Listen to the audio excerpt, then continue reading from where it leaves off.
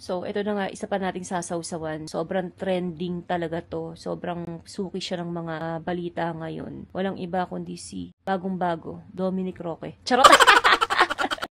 In a world full of hate, pretensions, judgments, and fake it till you make it attitude, let's still be the Sausawera with a heart. What's up mga kasawsawera? So, eto na nga. May bago na naman tayong sasawsawan. Sino nga ba ang sasawsawan natin ngayon? Aba, syempre, sino pa ba kundi yung dalawang magjowa na trending topic everyday. Actually, sinawsawan ko na to sa Instagram ko kahapon and talaga namang ang daming mga nakisawsaw talaga. Ang dami talaga mga kasawsawera at kasawsawera. And sobrang na-happy ako sa mga positive feedbacks na binibigay ninyo sa akin. Kasi nga, syempre, 'di ba, ang gusto ko naman mangyari sa sawsaw na to is sawsaw with a heart. So, ito na nga, last 2 weeks ago, sumawsaw tayo kay Bea Alonzo and kay Dominic Roque about sa prenuptial agreement nila na kumakalat nga, na hindi naman natin alam kung totoo bang yun ba talaga yung dahilan ng paghihiwalay nila. Kasi syempre, wala naman confirmation sa kanila. But ngayon, meron na naman ulit bago. Bago na naman, yes, na dahilan daw ng kanilang breakup.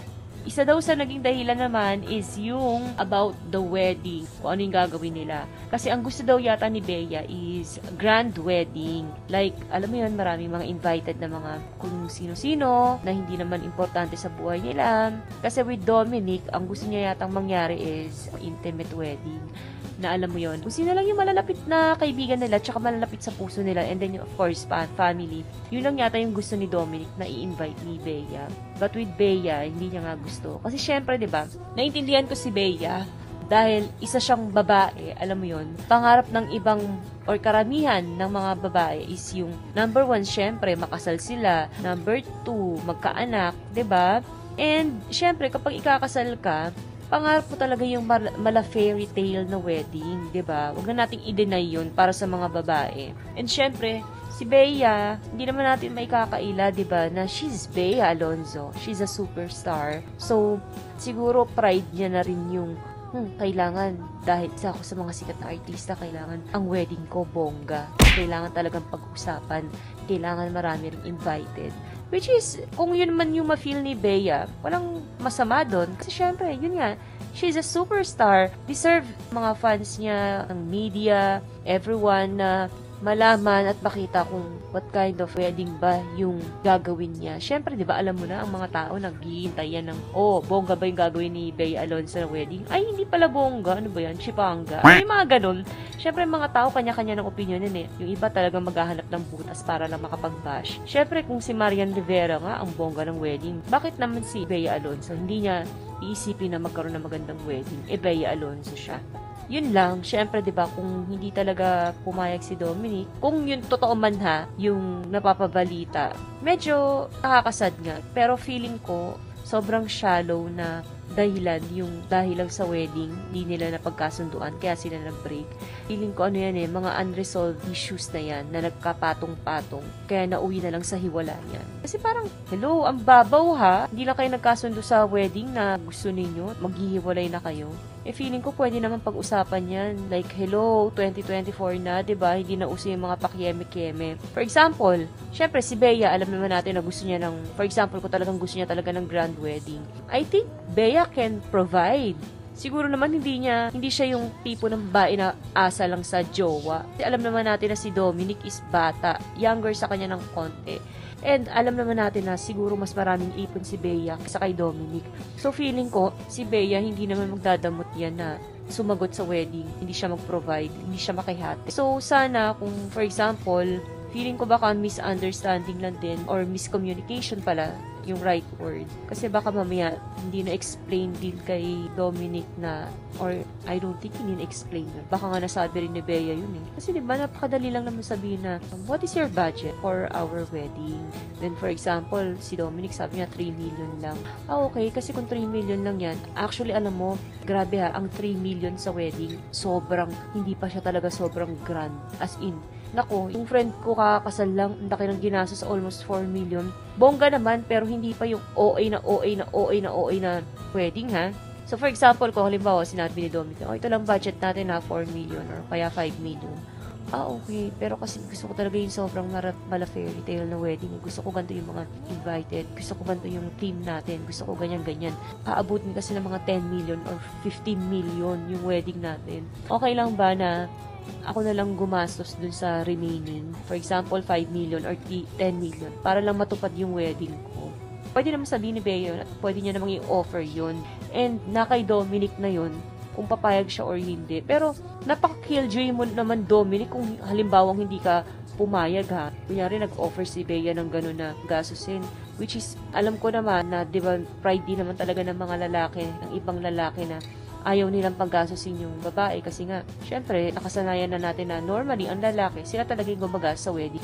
Pero again, like ako, kung tatanungin ninyo, hello, 2024 na hindi na uso yung mga asalan sa lalaki. Kung gusto mo magkaroon ng bonggang wedding talaga, kung halimbawa si lalaki TPDT, bakit ka aasa sa ganun? Bakit ka magre-rely sa ganun? E di gumawa ka rin ng paraan, lalo na especially kung alam mo namang may pera ka, e di mag-offer ka na sige, mag-offer ako ng share ko. And I hope, di ba, as a lalaki, ibigay mo na sa babae yun. Kung nag-offer naman pala, dapat hindi mo na pairalin yung pride mo na, ay, hindi pwede kasi baka mabash ako lalaki, dapat ako yung gagastos, ako yung masusunod. Hindi tama yung ganun. Feeling ko, ako lang to. Hindi ako natatamaan kung ang lalaki kumontra sa gusto ng babae, especially kung kaya niya namang mag-provide, kaya niya namang gumastos, and willing naman siyang mag-share sa gastusin, di ba? Kasi aminin naman natin, ang wedding na to is para talaga sa mga babae. Kumbaga ba sa pelikula, ang bida talaga dito is si Bea Alonzo. Si Dominic Roque, supporting lang siya, actor lang siya. Charot. Pero di ba gano'n naman talaga, di ba? Kapag sa mga kinakasal, itong wedding na to para sa mga babae lang talaga to. Kumbaga ba, mas sila talaga yung pinaka dapat happy talaga sa wedding na to, hindi lang yung lalaki.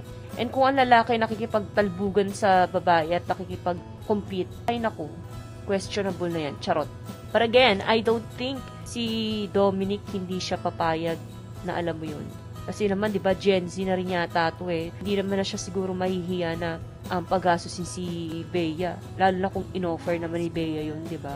I really hope na kung ganun man yung talagang, alam yun, isa sa dahilan, I really hope ang naging sagot ni Dominic dyan is humayag siya. Okay na sa kanya na makihati si Bea. Pero kasi ang daming pwedeng reason eh. Like, for example, gusto ni Bea Alonzo ng grand wedding, pero ayaw niya palang gumastos. Gusto niya lahat si Dominic lang yung pag-asusin niya. Talagang baka nga talagang mag-away talaga kayo at maghiwalay na nga yan. Kasi nga, alam mo namang hindi naman ganito yung budget na gusto ko, tapos gusto mo ganito pa yung budget na sa wedding. Alam mo namang TPDT nga tayo, tapos gusto mo grand wedding pa, tapos hindi ka makikishare. Bakit naman yun? But I don't think hindi gagastos si Bea. Sure ako dyan. So, yun lang. Sana hindi totoo yung mga chismis or balita about kaya sila naghiwalay is because of wedding na gusto ni Bea at hindi sila nagkasundo sa wedding na yun. Kasi nga, sobrang shallow, as in, napaka-shallow talaga. Hindi ako makapaniwala nang dahil lang sa hindi sila magkasundo sa gusto nilang mangyari, maghihiwalay na sila. But again, kung halimbawa man ito talaga yung dahilan, I think okay na rin na naghiwalay sila. Kasi bakit? Kung ngayon pa nga lang, hindi na kayo magkasundo, di ba? What more sa mga other expenses na darating pa kung nakasal na kayo, I mean na mag-asawa na kayo, may anak na kayo, hindi kayo magkakasundo, di ba?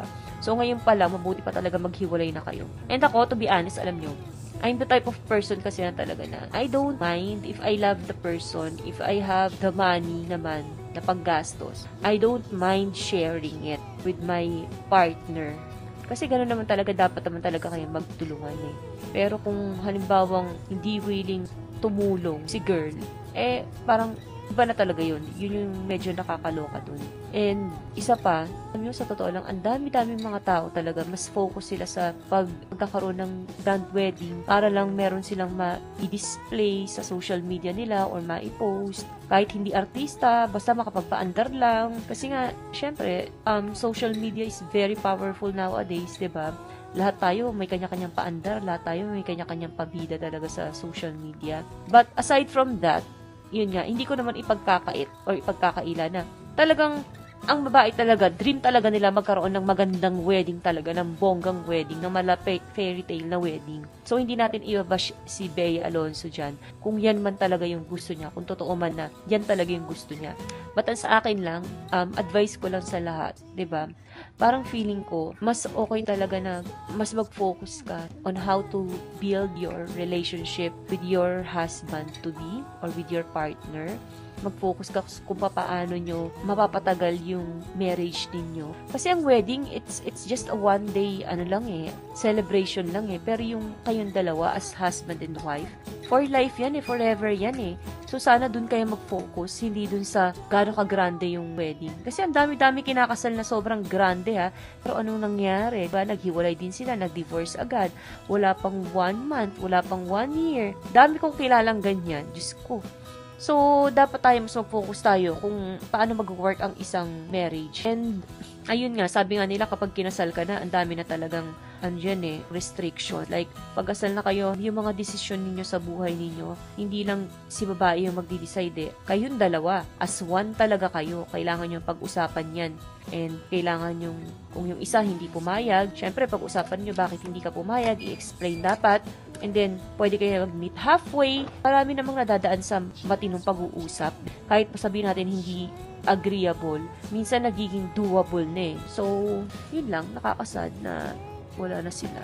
Nag-break sila ng dahilan doon. But I hope lang hindi talaga. So, ito na nga, isa pa nating sasawsawan. Sobrang trending talaga to. Sobrang suki siya ng mga balita ngayon. Walang iba kundi si bagong-bago, Dominic Roque. Charot!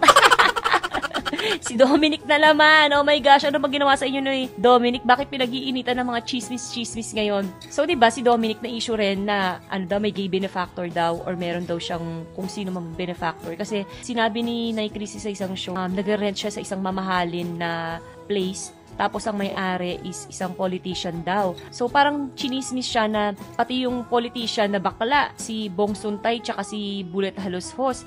Di pa may mga pamilya yon tsaka parang hindi naman gay yung mga yon. Ito si Nanay Christy, minsan hindi rin nag-iisip Charot. That's what you get for making sausaw with no heart. Ayan tuloy. Nasulat katuloy ngayon sa Philippine Star, sabi, "We strongly condemn the malicious and defamatory public statements of Ms. Fermin. These defamatory statements were made by Ms. Fermin under the guise of entertainment news without any effort from her to confirm. The same from Mr. Dominic Roque. There is absolutely no truth to these malicious innuendos." Diba? Oo nga, alam mo, hindi man lamang tinanong ni Nay Christy, kinonfirm. Kasi pwede niya naman tawagan yan Diba? Totoo ba, nag-rent ka daw sa isang ganto, ang may-ari daw, politician. Sa bagay, trabaho nga ni Nay Christy yan, yung lagyan ng spice yung chismis, 'di ba? At diyan sila nabubuhay at aminin ninyo tayo din. Talagang mega abang din tayo sa chismis or pa-blind item nila Nay Christy. Dahil chismis is life. Aminin naman natin so hindi. Lahat naman tayo talagang iba na i-entertain ka rin, 'di ba? Kasi gusto mo talaga makahanap ng chismis ng mali sa isang tao. But yun nga lang minsan parang mali rin kasi na may napapahamak ka ng isang tao, may nadudungisan kang pagkatao ng isang tao, lalo na hindi ka naman sigurado kung totoo ba yun. Kagaya nito, nag-break na nga sila ni Bea Alonzo, tapos ang dami pang binabato sa kanya, tapos bigla mo pang babatuhin ng may gay benefactor, ang daming binato sa kanya, simula nung nag-break sila ni Bea Alonzo. Presyo, hindi sumang-ayon sa prenuptial agreement, hindi rin pumayag sa magarbong wedding. Tapos, ayan, yun nga, may gay benefactor, 'di ba? Alam mo yun, parang nakakaawa naman yung bata na ang dami ng binatong chismis sa kanya na hindi naman natin talaga alam kung totoo. And regarding dun sa napapabalitang nag-rent siya, alam niyo, wala namang masamang mag-rent. Hello!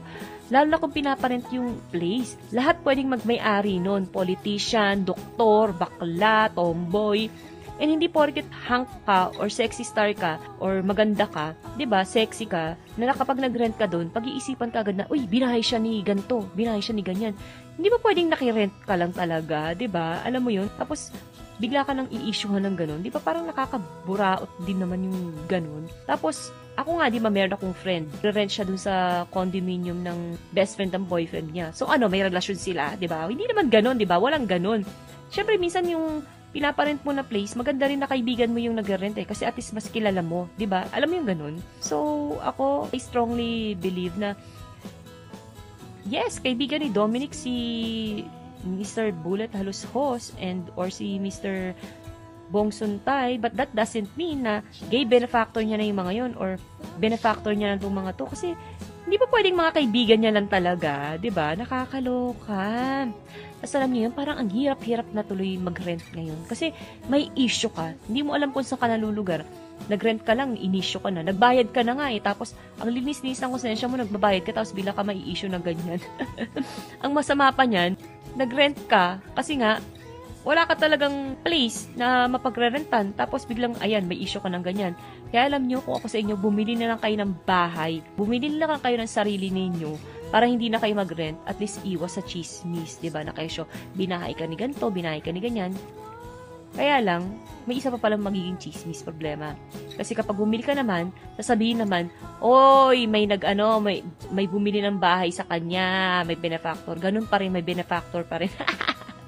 Hindi mo na alam kung saan kalulugar, anak ng potek.